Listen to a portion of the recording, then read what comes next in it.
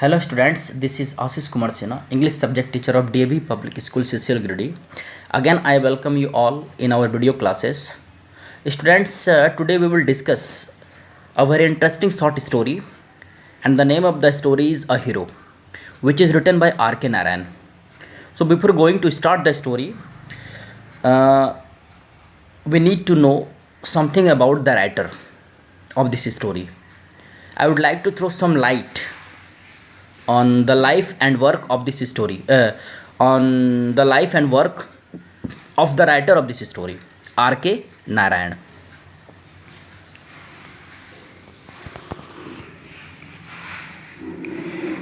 The winner of Sahitya Academy Award, R.K. Narayan, is one of the greatest writers in English with world fame.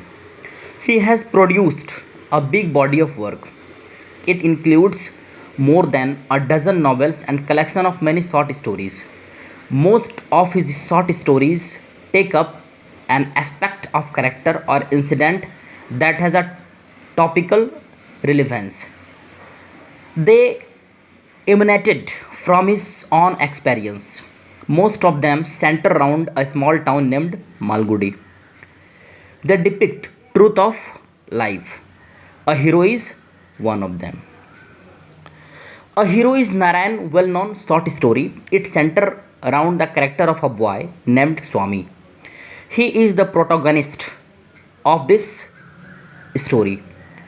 The story deals with his crisis. This crisis is resolved in an ironical manner. This story depicts the psychology of that boy who studies in the second standard. The conversation between the father and the son has been presented in a delight manner.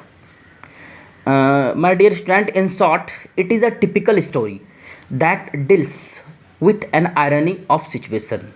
It is a beautiful portrayal of a child and his psychology. So let's start the story.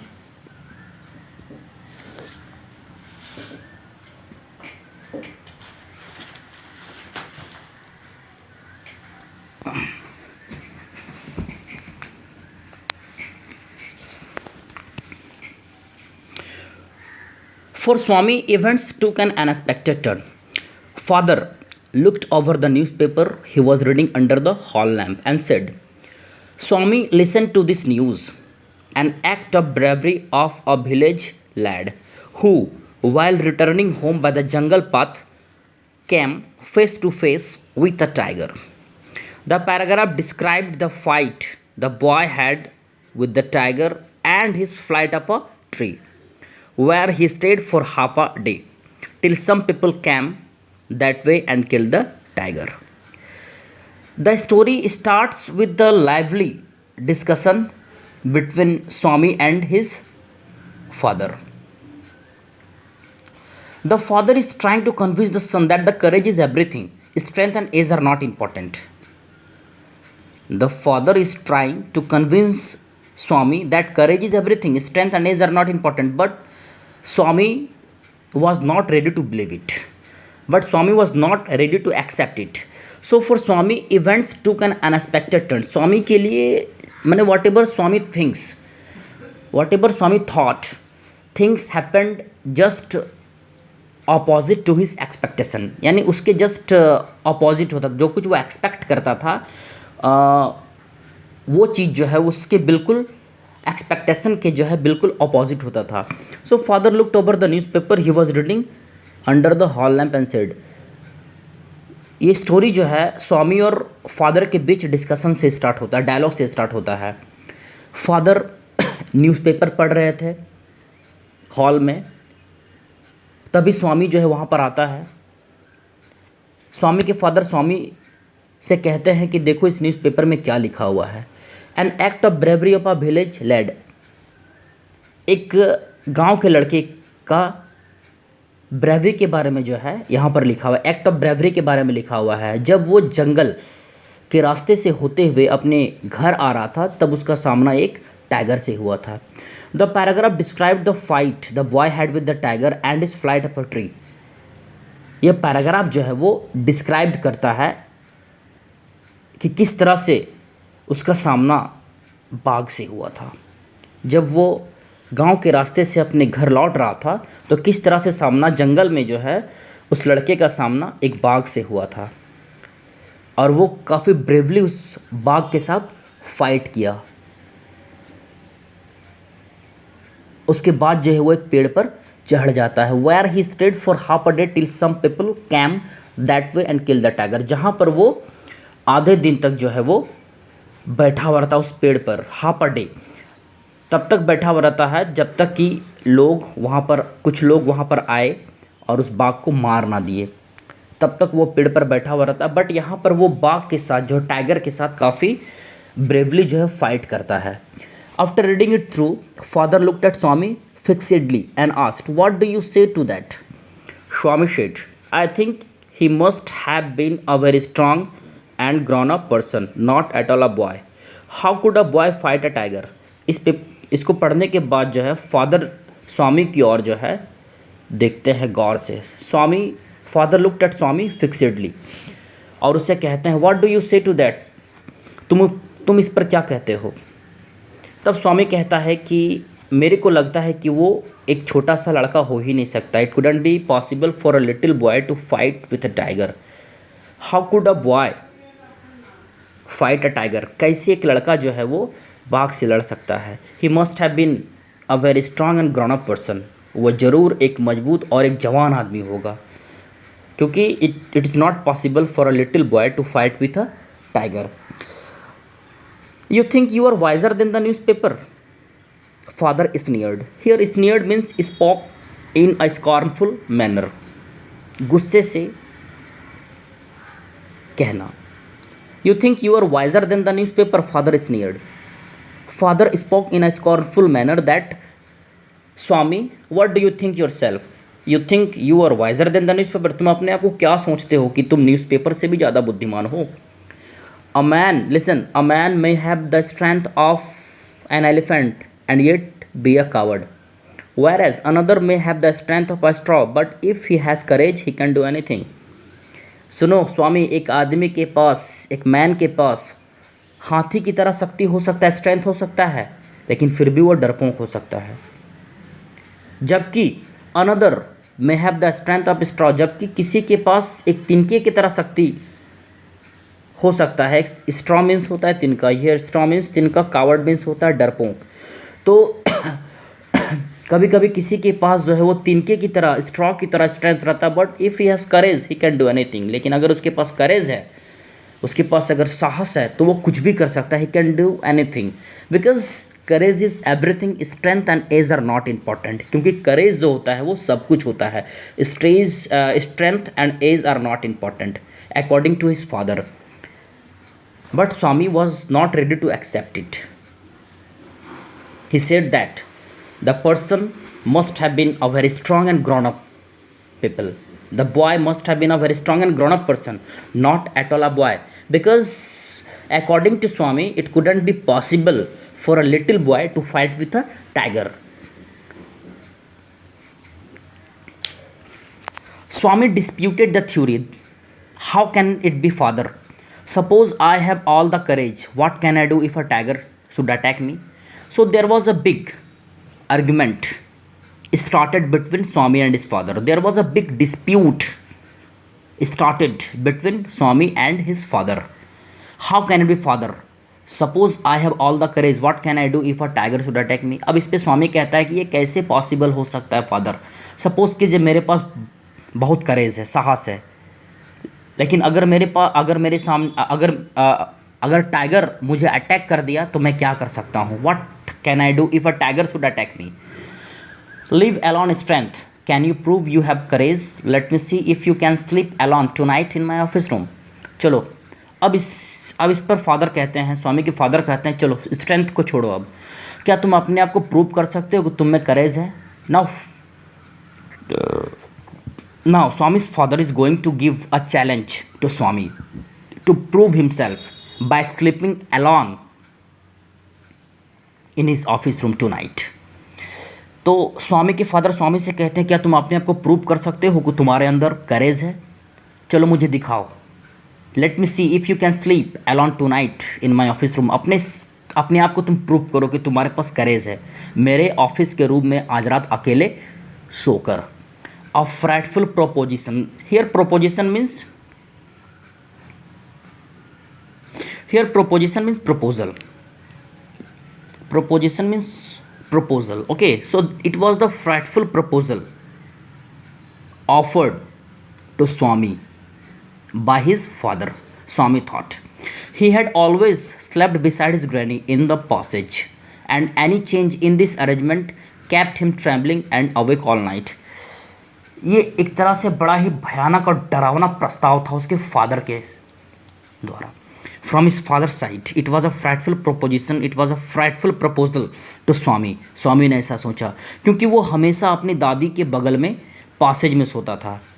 Passage मतलब होता है गलियारा, जैसे lobby होता है ना, जिसके मैंने जिससे होकर कमरे में जाया जाता है, उस पार्ट को जो है घर के उस पार्ट को हम लोग पासेज बोलते हैं। That part of the house is called passage, we can also call it lobby. So Swami used to sleep with his granny, beside his granny, in that part of the house, and any change in the arrangement kept him trembling, made him afraid and awake all the night। और थोड़ा सा भी अगर उसके sleeping में जो वो दादी के साथ सोता था, थोड़ा सा भी उस अरेंजमेंट में अगर चेंजिंग होता तो वो डर जाता था, कांप जाता था और रात भर जगे हुए रहता था। He hoped at first that is father was only joking. सबसे पहले तो उसने सोचा कि उसके फादर जोक कर रहे, मजाक कर रहे हैं। ही मम्बल्ड वीकली यस, वो चुपचाप धीरे से, मम्बल मतलब बड़बड़ाना होता है, ट्रेम्बलिंग मतलब काँपना होता है, ट्रेम्बल काँपना, मम्बल मतलब बड़बड़ाना। He mumbled weakly yes and try to change the subject. He said very loudly and with a great deal of enthusiasm, "We are going to admit even elders in our cricket club hereafter. We are buying brand new bats and balls. Our captain has asked me to tell you." अब वो क्या करता है, वो धीरे से बड़बड़ाता है, मतलब ना चाहते हुए। He said unwillingly. He accepted the proposal of his father unwillingly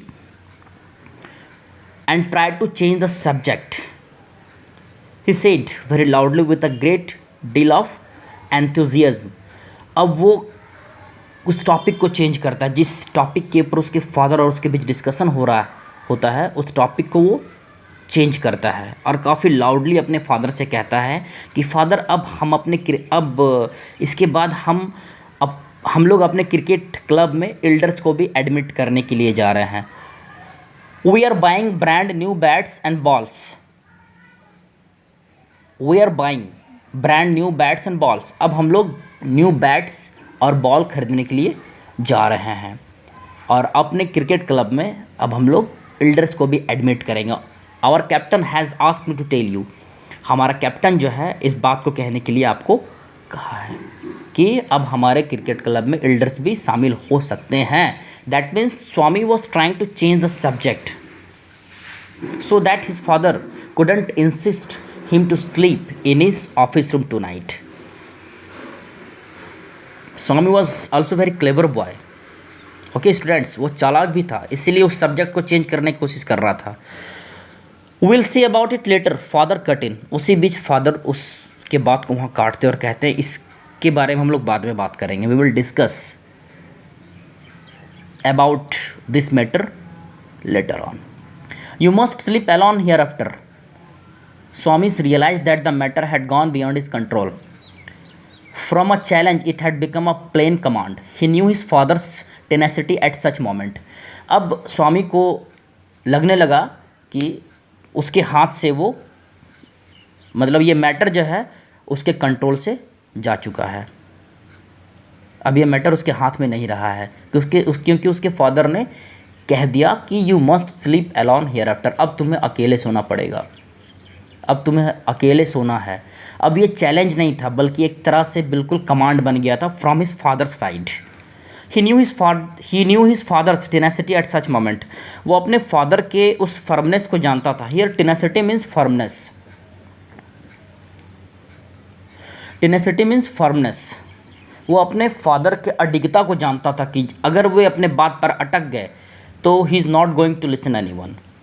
so he knew his father's firmness and his father strictly told him to sleep alone in his office room tonight.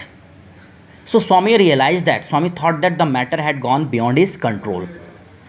Now it was not a challenge, it had become a command ordered from his father's side. From the first of the next month I will sleep alone father. अब स्वामी कहता है कि father अगले महीने के पहले तारीख से मैं सोऊंगा. From the first of the next month I will sleep alone father. अगले महीने की पहली तारीख से मैं सोऊंगा फादर. आज के लिए माफ़ कर दीजिए please. No you must do it now. It is disgraceful sleeping beside granny और mother like a baby. You are in the second form and I don't at all like the way you are being brought up, he said and looked at his wife, who was rocking the cradle. Why do you look at me while you say it? She asked. I hardly know anything about the boy. No, you must do it now. It is disgraceful sleeping beside granny or mother like a baby. तो उसके father कहते नहीं तुम्हें तो आज ही सोना है. उसके फादर कहते तुम्हें तो आज ही सोना है क्योंकि एक बेबी की तरह ग्रैनी और मदर के बगल में तुम सोते हुए बड़ी ही शर्म की बात है. It is really disgraceful for a boy like you to sleep like a baby beside your mother and your grandmother. So you must do it now. तुम्हें आज ही से अकेले सोने का आदत डालना पड़ेगा. You have to develop the habit of sleeping alone hereafter. You are in the second form. अब तुम सेकेंड फॉर्म में चले गए हो. I don't at all like the way you are being brought up. मुझे बिल्कुल पसंद नहीं है जिस तरीके से तुम्हारा परवरिश हो रहा है. मुझे ये बात बिल्कुल पसंद नहीं है. मुझे ये बिल्कुल पसंद नहीं है the way you are being brought up.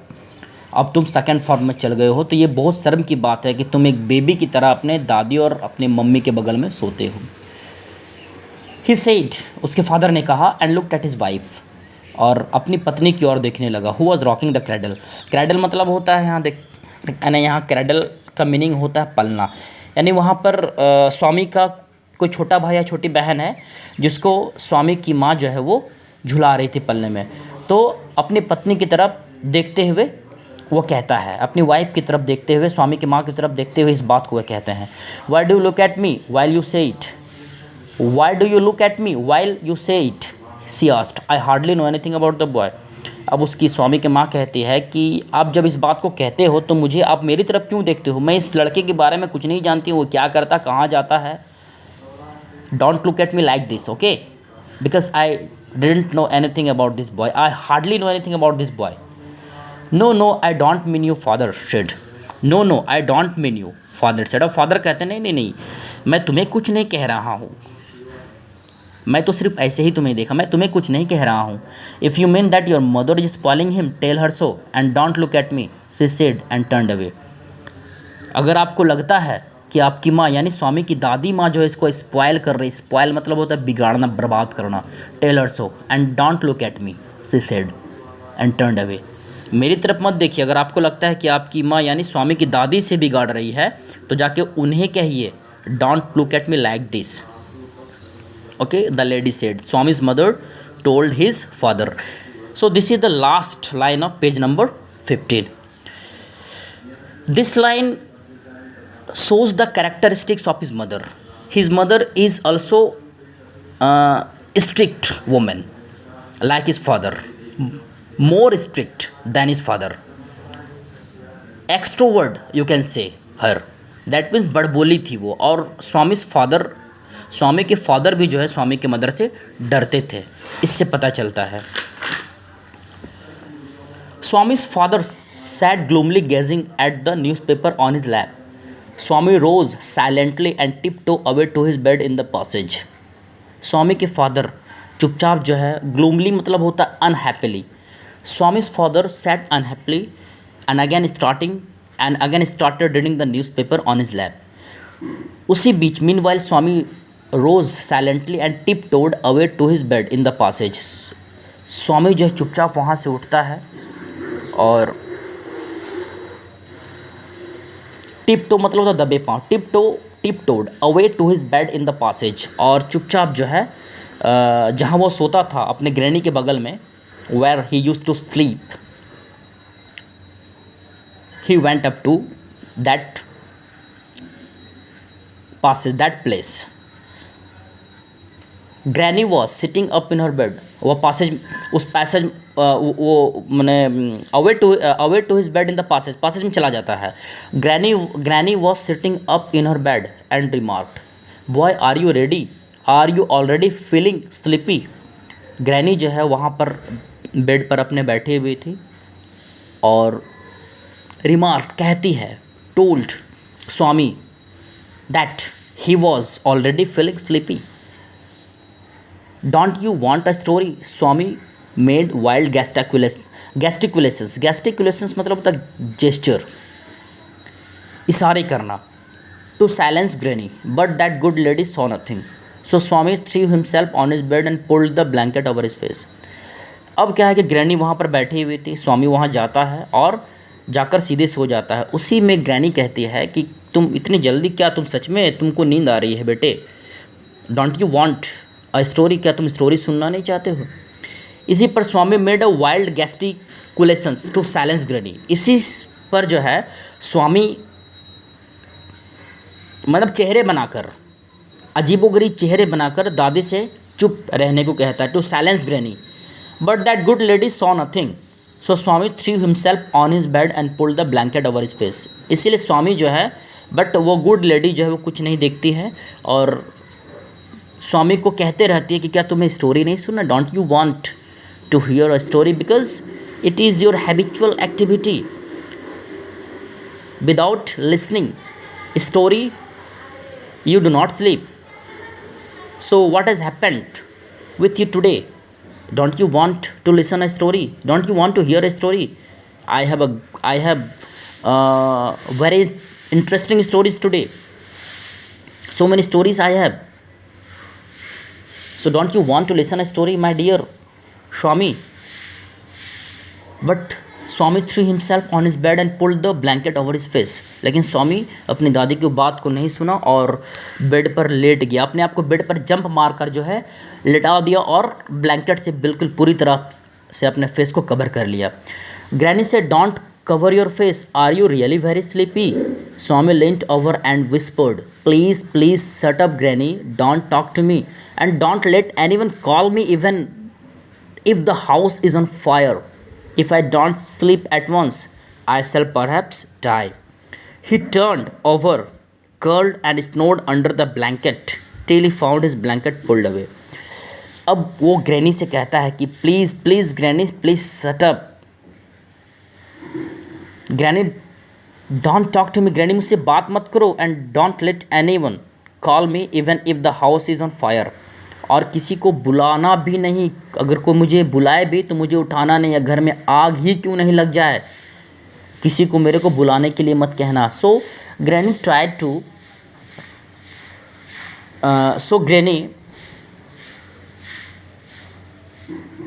Try to know the reason behind it. He turned, हाँ, if I don't sleep at once I shall perhaps die. Swami कहता है कि अगर आज मैं नहीं सोता हूँ तो शायद आज मैं मर ही जाऊँगा. He turned over, curled and snored under the blanket till he found his blanket pulled away. वो बिल्कुल पूरी तरह से, कर्ल मतलब होता है सिकुड़ कर, यानी पैरों को मोड़ कर सोना. Just close to the stomach, knees close to the stomach होता है, पैर को जैसे बच्चे मोड़ कर सोते हैं उस तरह जो है वह मोड़ कर जो है बिल्कुल सो गया. मैंने सोने का बहाना करा, सोया तो नहीं था. और स्नोड मतलब खर्राटे लेना स्टार्ट किया under the blanket.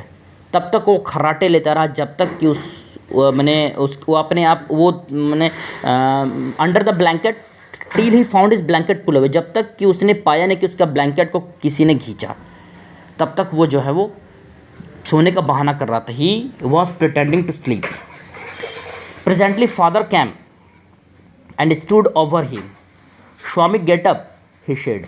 He looked like an apparition in the semi-darkness of the passage, which was lit by a cone of light from the hall. Swami sat and groaned as if in sleep. Father said, "Get up, Swami." Granny pleaded, "Why do you disturb him?" उसी समय father जो है वो वहाँ पर आ जाते हैं उसके सामने खड़े हो जाते हैं। यानी वो ब्लैंकेट ऑब्वियसली उसके फादर ने हटाया था। उसके फादर बिल्कुल, एपरेशन मतलब घोस्ट होता है, APPARIT, एपरेशन मतलब घोस्ट होता है। He looked like an apparition in the semi darkness of the passage which was lit by a cone of light from the hall. यानी उस पासेज में थोड़ा सा लाइट आ रहा था, वहाँ पर सेमी डार्कनेस था उस पासेज में जहाँ पर स्वामी सोया हुआ था अपने दादी के साथ, और वो हॉल से जो है वो थोड़ी सी लाइट आ रही थी।